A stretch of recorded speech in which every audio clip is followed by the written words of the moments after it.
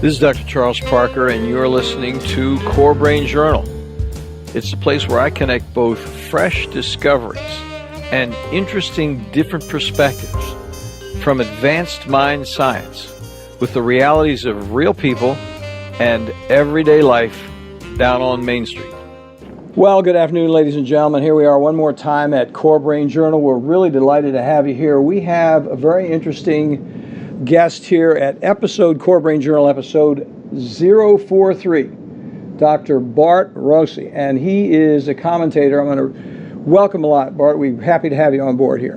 Nice to be with you, Charles. Nice to be here. I started getting into your intro, and I wouldn't even welcome you. So the deal is that he is the reason we're really interested in talking to him. He is a political psychologist commentator who provides insights to stories on the news and TV and also in print. He offers psychological insights to high-profile news items and politics in general. He's appeared on a wide range of television networks, including MSNBC, CBS, Fox 5, local television networks. I think he's up in New Jersey now. And he was also involved with Power and Politics, the Emmy Award-winning cable show, The Fresh Outlook. So welcome, Bart. We're looking forward to talking to you. There are a lot of things that are going to be very interesting to our audience. So tell us a little bit about yourself personally. Where are you, and what's your where are you right now? Well, right now I'm in Naples, Florida. I'm still a New Jersey resident, returning to New Jersey shortly in a couple days for the summer. But I've been doing Wing TV down here. It's a CBS network here in Florida, which I've been enjoying. I'll probably come down and do more here, actually, even in the summer. But I've had a career as a clinical psychologist. I have a bachelor's degree, 2 master's degrees, and a PhD in psychology from Fordham. I'm also a diplomate in clinical. But then I became interested later in my career in politics, and I've kind of blended clinical psychology with politics as a political junkie that I am, and I've made it into an interesting area of political psychology, where I look at the issues of the day, the psychology related to the issues, and also obviously the psychology and the personalities of the candidates. So So with the way it is today, you have nothing to do, right? I am like the comic that has a lot of material. I'm telling you, it's unbelievable. Yeah. So start back with us a little bit about what turned your life around to actually become interested in where you are. You spent some time working with children and adolescents. You've worked with criminals, convicts. Tell us a little bit about that and what turned you around to become the person you are today. Well, I've been interested even in college and in graduate school in psychology and what makes people tick. And I kind of got into a weird area, actually, when I got licensed. I had the opportunity to do some work in a nursing home. And I think I was the only psychologist in New Jersey doing mental health services, behavioral health services in nursing homes. And I really like to relate to older folks, and I developed a company. And when I sold the company in 2009 to a major organization in the United States, I had about 160 nursing homes and about 30-some psychologists and 22 advanced practice nurses. So we made it a really pretty dynamic business organization, and we really were looked at as the leader in mental health, behavioral health services to nursing home residents. Keeping in mind, of course, that not all residents in nursing homes are older. We have a lot of folks who are in rehab and younger folks with disabilities who are also in nursing homes. So I kind of lent my political expertise there with the company. And at the same time, we had some sidelines. We also did some work with the prisons and did mental health evaluations for the jail. Local jails, and we also did the sheriff evaluations and police officer evaluations around the state of New Jersey. So we had a mixed bag, and I really had a nice career doing the nursing homes and a few other interesting areas like law enforcement, public safety. And then I kind of just gradually got into this political thing where I gave my opinion on a few different shows, and now it's kind of gotten into the fact that I'm a political psychologist who gets a lot of calls to comment about where we are politically, Yeah. where the candidates are, and what they're saying. What does it mean? What does it say about their personalities? And most importantly to me, I look at who has a winning personality and what are the traits and characteristics of a winning personality. Very key. That's an interesting thing. So the next thing is, when you made that transformation, how did you happen to make your first step into it? Where did you make your first commentary? Where did you first experience a good turnaround in that situation?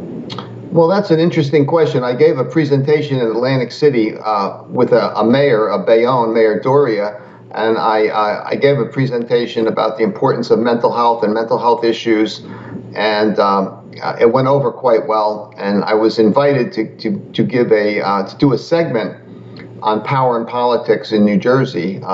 It was a leading political show in New Jersey, actually the leading political show.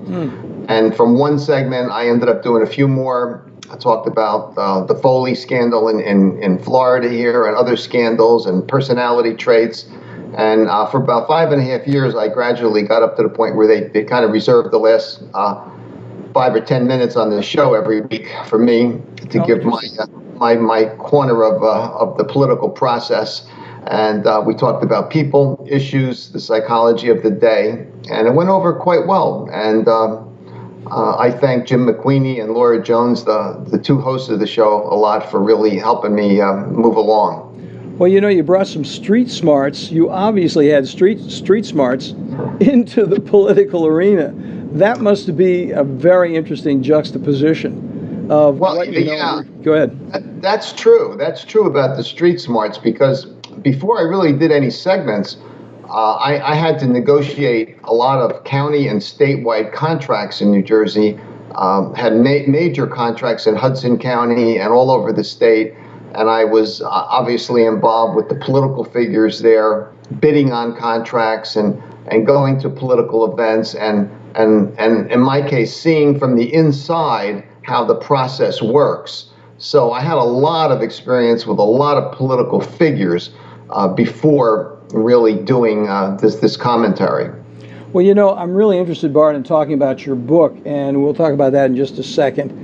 Bart is going to give us a book his book is The New American Lifestyle Post September 11th, 2001, A Psychologist Perspective. We're going to thank you so much for sharing that with our audience, and we're looking forward to talking about that. But I have this other burning question that I want to ask you about, and that is, as a guy who's had an occasion to do some presentations publicly myself, I happen to be doing a presentation actually at the Peninsula Hotel in Beverly Hills on one occasion. I was talking about brain imaging, and they had all the cognoscenti of LA talking about brain imaging and addiction. And what I was really quite shocked about was the commentary during even the repartee before the presentation of individuals talking about what they'd said on television about individuals in LA. And at the time, there were some very obvious individuals that had some clear problems.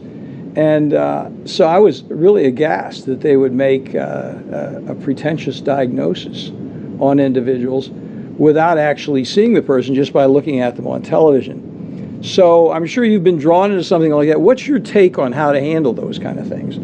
Well, this is a great question, and it's really a solid one when you're a psychologist. First off, I never will make a specific clinical diagnosis on anyone in the public specter.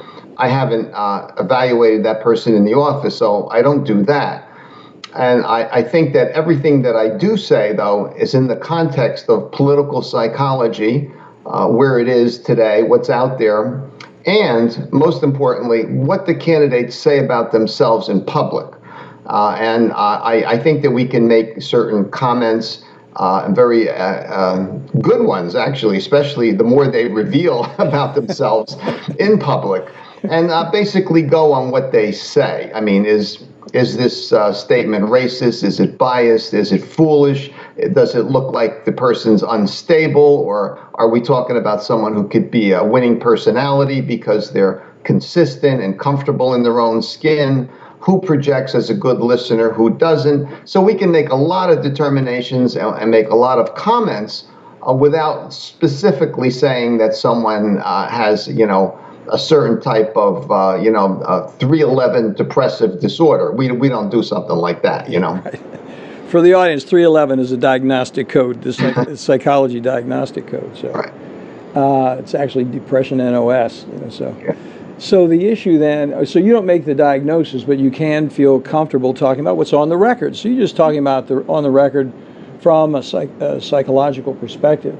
And right, but I do get into their personality, though. I mean, I think people reveal themselves. I mean, Ronald Reagan, for example, was he had the nickname the Great Communicator. So why? What are the traits? What are the characteristics? Why did he earn that? It wasn't by chance. It wasn't lucky. What about Bill Clinton? Why is he looked at as the best listener in the history of politics? What skills does he have? And what about Tom Kaine Sr. in New Jersey, who doesn't have a dynamic personality, but he's certainly a winning personality? What about these people that are winners in terms of their personality and how they project it? So there's a lot that we can talk about without really doing a classic clinical diagnosis. Well, since we're on that subject, and since you touched upon something that's a favorite subject of yours, that winning personality thing, what would you say was a important lesson that you've learned about the people who actually do have a perceptible, good, balanced personality in the media? How do they accomplish that? How do they develop that power? Well, the traits of a winning personality, to me, and again, I've been on set with a lot of politicians. I've looked at them pretty carefully. Number one, you need to be comfortable in your own skin and project who you are and not be different than that. I never thought Romney, for example, was comfortable in his own skin in the last election cycle. I certainly thought that McCain was in 2008. I thought Obama was very comfortable in presenting himself and who he was. Number two, you need to be consistent. You don't have to be perfect. You can change your mind on an issue, but you don't need to be a flip-flopper. You can't be changing your mind and saying one thing one day and then changing yourself a few days or a few weeks or a month later on a major issue. It just doesn't look good. Yeah. And then third, very importantly, you don't want to discard groups or organizations or people. You can disagree with them. Just disagree, but listen and pay attention to what they're saying, and don't discard them or minimize them or marginalize them and make them feel that they're gonna hate you for doing that. Very, very bad in politics or in the business world or in life. You can disagree, just respectfully disagree. And lastly, and most importantly, perhaps, is being a good listener. You need to be a good listener, and too many people think they might be a good listener, but they really only want to hear themselves talk. And again, you know who's a good listener when you take a look at Ronald Reagan. If you obviously he would present himself as a person who, if you ever met him, you might actually think that, hey, this guy would really listen to me, actually, what I had to say. Same thing with Bill Clinton. Same thing with Obama, and the same thing, of course, with Tom Kaine, one of my favorites in New Jersey. They actually listen to you. So these are the traits of a winning personality and the characteristics that I really like. I also like somebody who can poke fun at themselves and has a good sense of humor. That's important. Yeah. But the four are really traits that are long-lasting. Those are key points. I mean, that whole thing of being a little bit self-deprecating once in a while doesn't hurt at all, because then you're not taking yourself too doggone seriously, even though others might be. Right, and it resonates with people. And when McCain in 2008, when he was running, said that he was disappointed in himself for not saying something about the flag in South Carolina, the Confederate flag, I think he gained a lot of attention, a lot of positive reward there for him, actually criticizing himself, and he meant it. And I think a lot of people looked at him favorably after that. Mm-hmm. Very interesting. Thank you for that commentary. I appreciate it. So tell us a little bit about your book. I mean, it's very easy to, that's an enormous subject that you've embraced there. But I was wondering where you went with it. Well, actually, it's the new American lifestyle, because I really felt that I wanted to write something that would be indicative of a change for all of us. I think that at the time, after 9/11, I felt that we were going to change as a nation.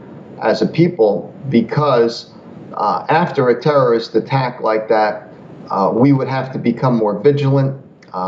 In some cases, maybe even a little paranoid wouldn't hurt us. And we had to change the way we operated as a country, individually. We needed to come together in New York. You know, the whole issue about what it is to be a New Yorker, and what that meant to the country. And I really thought that we were into something different, a new age, as a result of terror and these people who have radical thoughts across the world. So I wrote the book in that context as to what would change and where we would perhaps be going in terms of looking at ourselves and who we are, and, you know, mental health, right versus left in politics, and all of that kind of stuff. So that's what I covered in a relatively short volume. Yeah. Well, you know, it's interesting to me because just beyond the subject of 9/11, what's actually happened in mental health, and I'm sure it's of interest to you being a psychologist and commenting on this. I mean, it's amazing to me the profound stigma that continues to exist, even though we have some good science and we're looking more carefully at individuals biologically, and the data is there, but it's still a preoccupation that this person should be able to control themselves. And that whole level of disrespect and stigma, from ADD to alcoholism to you name it, people on the street who've been mental patients, people don't really have a sense of, hey, we're going to embrace them and work with them and try to fix them like we used to. Well, that's true, and we really don't have a good grip on mental health in America, what psychologists can do. I always say it's ironic, isn't it, that almost every professional golfer has a personal psychologist helping him reach peak performance, but parents are afraid to take their kids to the psychologist. And especially today, where psychologists can do so much with cognitive behavioral techniques and dynamic psychotherapy, where we could go to help people change the way they think. Therefore, we can change behavior. I mean, it works for everybody. If we can change somehow how we're thinking about something, we might be able to change and move forward, get better at something, deal with problems. And yet we're afraid to actually go down that road because somebody might say that we have a deficit or a deficiency, which is so backwards in terms of thinking. Well, you know, and I think so. The result is that we then don't deal with the complexity, and one of the reasons we don't deal with the complexity is that we're awash with labels and reductionistic thinking. So if human beings are put in a box, and everybody intuitively knows that if they go in, they're going to be just like we were talking about earlier with 311. You know, if you go in and you're going to be in that box, and that's your label, and that's what we do. That's the same thing with my business as a psychiatrist. People just don't want to come in because they think I'm just going to think of them as a box and throw some meds at them and call it a day. And that is what's going on. That's right. I mean, I think we have a very narrow view. And my idea of changing the way mental health is looked at today is to engage people, as parents in particular, in the middle school and high schools, into programs where they're actually forced to go as part of the programming once a month or every few months, to take a look at what psychologists, what psychiatrists can offer in terms of helping kids with problems, and helping kids maybe who don't have any big problems but can reach a peak performance that would be even much better than where they are. And there's so much that we can do. There's this medication that could be helpful with some folks that are really having some problems, especially in the short run, to help people get to another level. And then there's all the cognitive behavioral approaches that could help people go forward. And I think that we're missing the boat here. Middle schools and high schools in particular are not emphasizing the mental health and the psychological care that we can actually offer. Bart, we've had some really interesting people on. I've only been doing this for like this episode with you is 43, so we're not old timers at this by any means. And but we've had some very interesting individuals on who really look at taking mediation into the classroom at a grade school level, teaching those kids how to discuss issues that are coming up interpersonally right there in the classroom and actually practice mediation and conflict resolution and that sort of thing right there in the classroom.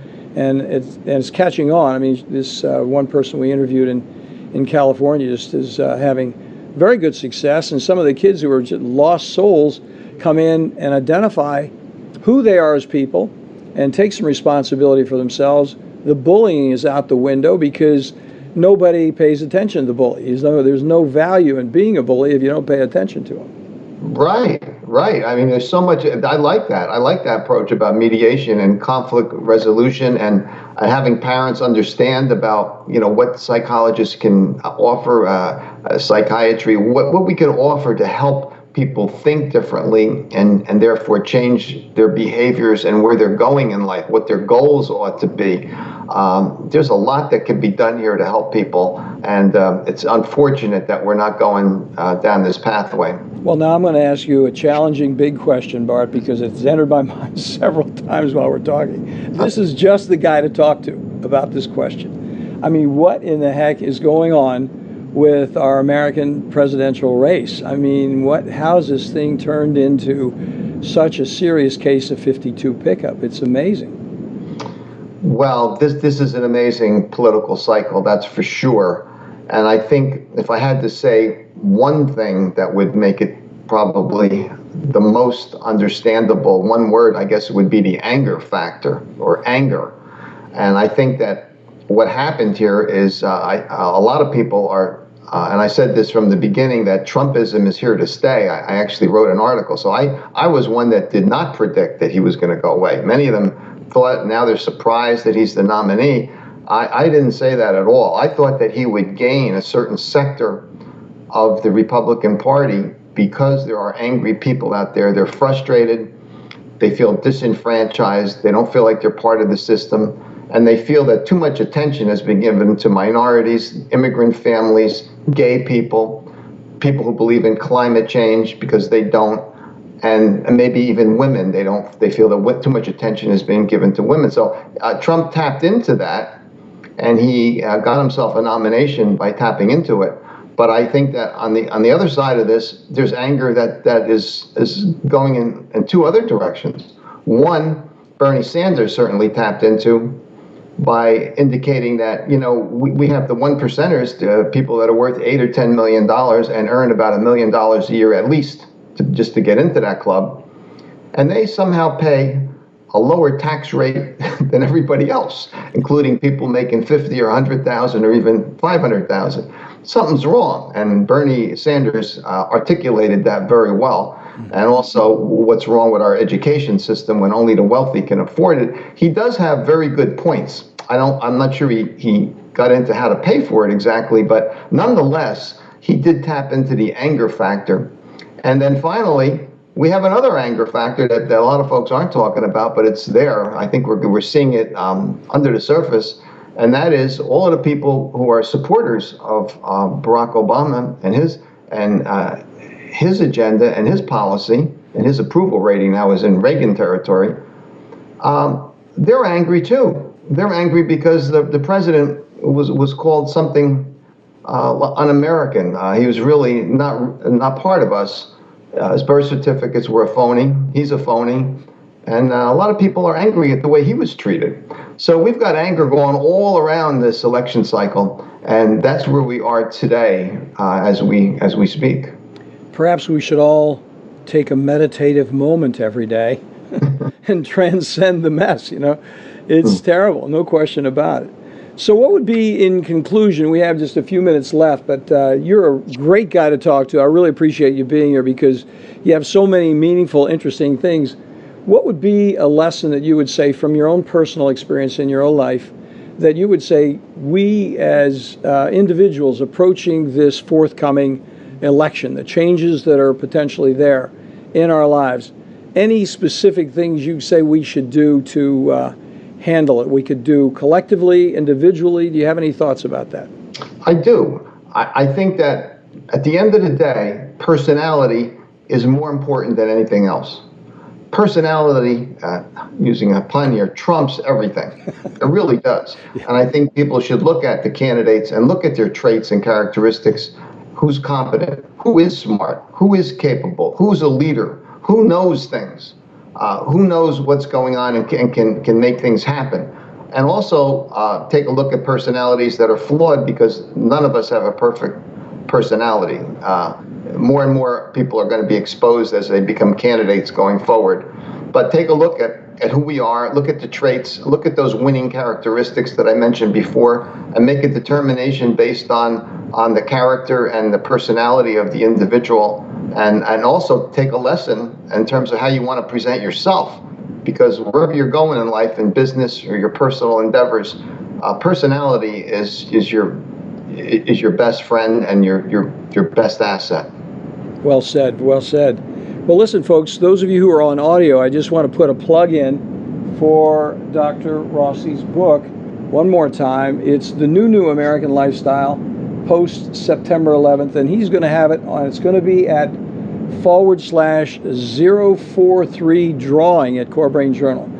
/043 drawing. If you put that in and send it in, we'll be happy to hook you up with that. So in closing, any final comments that you would like to make, that something perhaps that you would recommend for us to read that might be, hey, here's an idea, something else that you could do to take yourself through this next several months?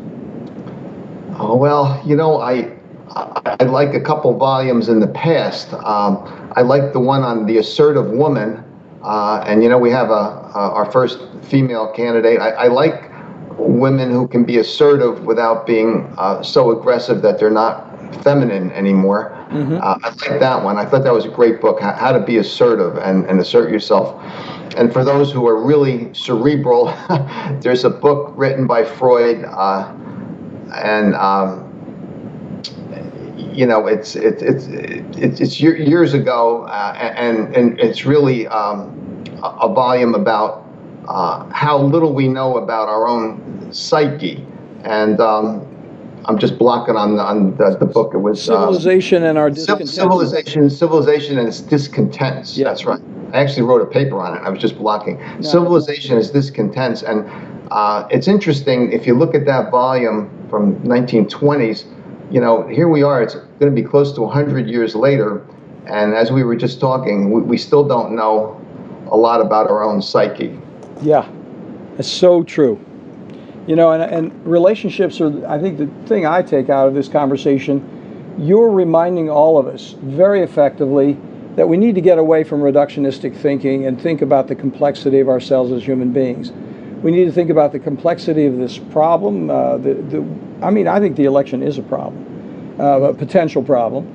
Yeah. And I think then when you think in less reductionistic terms, a person's much more likely to transcend the situation, think in more universal constructive ways than to get into polemics, diatribe, negativity, and counterproductive measures. I mean, the issue is, are we going somewhere together, or are we going to have a catfight for the next 4 years or 8 years? That's true. And to emphasize what you just said, I think that as a nation, you have to be unified, and you also need to be a player with other nations. You need a united front. Going it alone and being your own boss in your own nation, and maybe that sounds pretty good in some ways, but basically you need a coalition of nations to fight things and also to make things work economically. So true. Yeah, the cowboy days are over. Yeah. You know, this is team, and everybody here knows it's a team. I mean, you can be a surfer, you can be a golfer, which are both single sports, but in the end, you're out there swimming and golfing with other people in a circumstance where we all have to work together, no question about it. So, Bart, thank you very much for your learned, insightful thoughts. We really appreciate it, and look forward to connecting with this book, and we hope to have you again back sometime. I enjoyed it very much. Thank you. Have a great day. Thanks. Thanks for listening to Core Brain Journal. We're working every day behind the scenes to bring you reports that connect research benches with those street trenches. Here we share the complexity of mind science because, as you know, details really do matter. One of the most pervasive, misunderstood challenges is how commonplace medications like those written for ADHD, are used so regularly without clear guidelines. If you think you'd like more specifics, take a minute to download my 2-page PDF packed with video links and references on the absolute essentials of how to start ADHD medications. They're easily available at corebrainjournal.com/start. Thanks for listening. Do connect and stay tuned. Together we can make a difference.